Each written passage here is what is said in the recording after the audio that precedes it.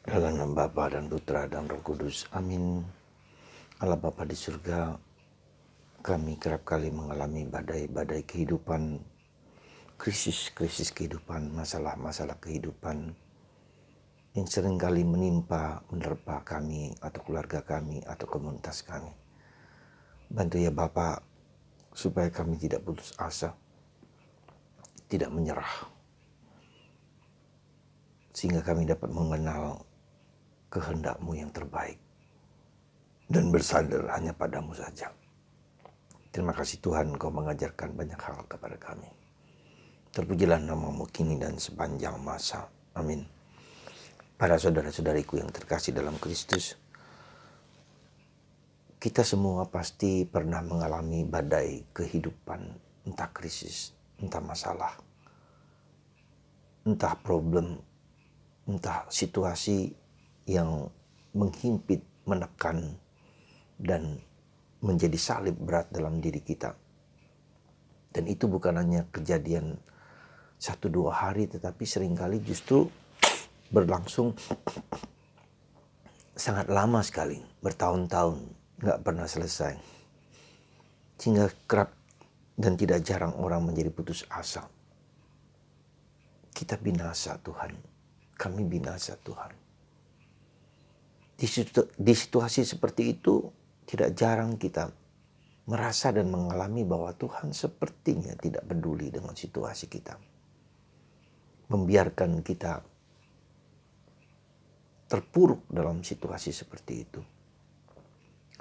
Saudara, pengalaman yang sangat manusiawi ini terjadi dalam diri kita dalam berbagai macam bentuknya yang berulang-ulang terjadi seperti itu.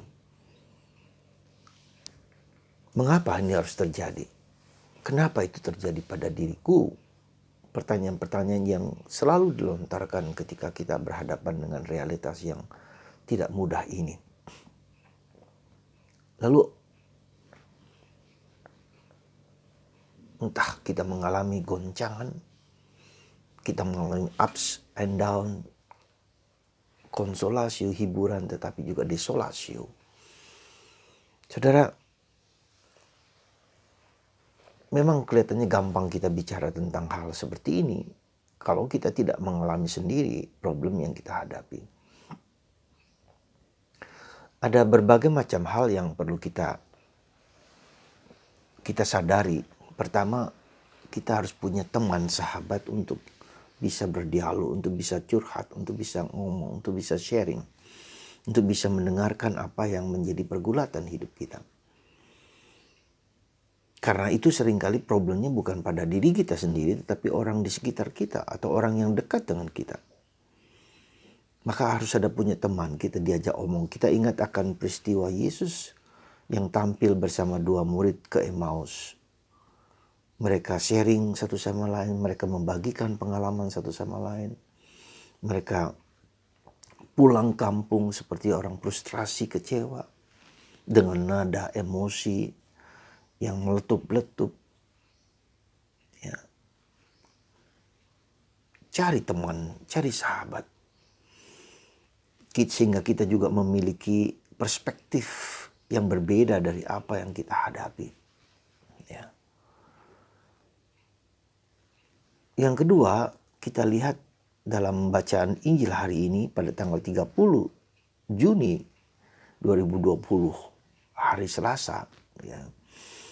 Di samping itu kita juga bukan hanya berdialog dengan manusia, dengan teman, dengan sahabat, dengan kawan. Nah, dalam situasi seperti ini seringkali tidak jarang kita juga melarikan diri dari kenyataan itu. Entah dengan macam-macam hiburan-hiburan yang tidak sehat. Ya.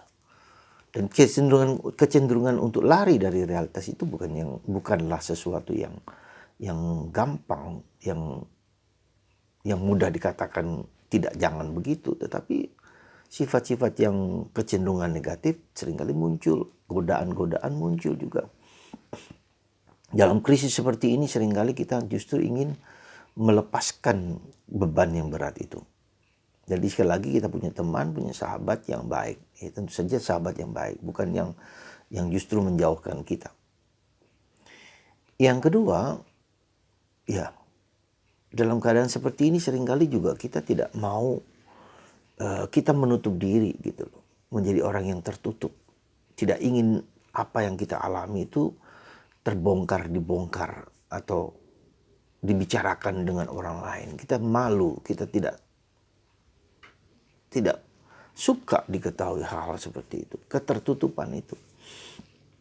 Maka Yesus bertanya, apa yang terjadi dengan hidupmu? Ya.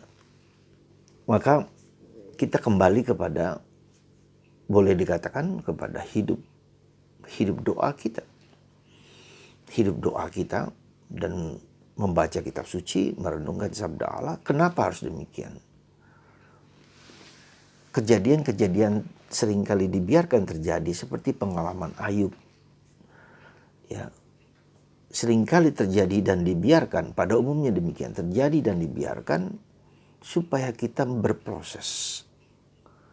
Berproses untuk apa? Untuk semakin mengenal diri kita sendiri, mengenal kekurangan kita, mengenal keterbatasan kita, mengenal suatu realitas yang justru seringkali menunjukkan lebih daripada yang kita problem yang kita hadapi. Kita mengenal diri kita sendiri, kita mengenal Tuhan yang tetap setia dalam keadaan apapun.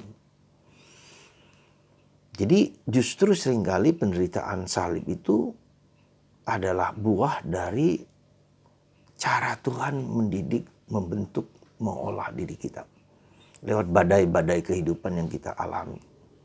Dan semakin besar badai itu, semakin juga Tuhan punya rencana yang besar dan indah dalam diri kita. Sekali lagi, semakin besar badai itu, seringkali Tuhan ingin memberikan sesuatu, ya, rahmat yang lebih besar daripada yang kita terima. Asalkan tentu saja kita bersedia membuka diri, bersedia untuk dibentuk, bersedia untuk diproses oleh Allah. Maka saudaraku terkasih dalam Kristus, mari kita mohon rahmat dalam keadaan yang seperti itu, dalam keadaan badai-badai, dalam keadaan salib, penderitaan apapun juga yang mungkin muncul sekarang atau kapan, sudah lama kita bersedia untuk tabah, tekun, setia menjalani itu meskipun harus dengan tangisan, meskipun dengan kesulitan yang tidak mudah. Kita ingat Santa Monica 30 tahun harus menderita, harus berdoa, berlutut, bersujud di hadapan Tuhan. Dan kita tahu kemudian berkat doa-doa beliau, anaknya Agustinus menjadi seorang pastor, seorang uskup, dan seorang pujangga gereja yang luar biasa bagi gereja, bagi perkembangan hidup rohani seseorang. Penderitaan kita kalau kita terima dengan rela hati, dengan ikhlas, akan menghasilkan buah-buah. Bukan hanya untuk diri kita sendiri, tetapi untuk orang lain, untuk masyarakat, untuk gereja, untuk siapapun. Demikian juga pendiri bangsa kita, terutama Soekarno, ya, mengalami pembuangan di sana-sini, ke Flores, ke Bengkulu, ke tempat-tempat lain, di mana-mana di Sumatera Utara, dibuang, disingkirkan oleh Belanda.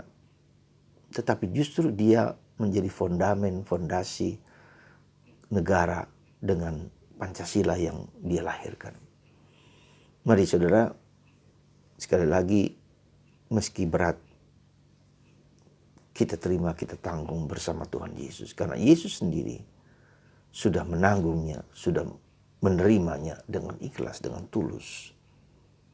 Sebelum kita sendiri mengalami itu, beliau dengan penuh syukur, penuh kekuatan, menanggung penderitaan, salib, badai kehidupan. Dan dia menjadi penyelamat, penebus banyak orang. Semoga kita tidak putus asa dalam merangkul menjalani kehidupan ini.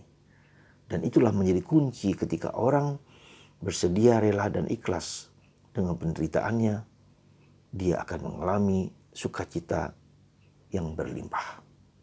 Ketika orang sudah sampai kepada titik itu, aku bahagia dalam derita, kita sudah sampai kepada suatu pengalaman batin yang luar biasa.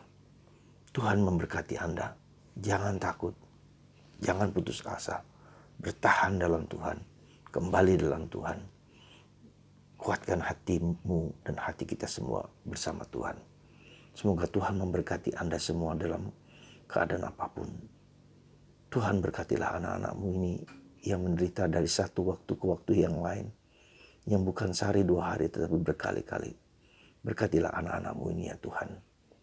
Supaya mereka mampu tabah dalam situasi hidup mereka. Menghadapi badai-badai kehidupan yang tidak mudah. Berkat-Mu ya Bapa, dalam nama Bapa dan Putra dan Roh Kudus. Amin.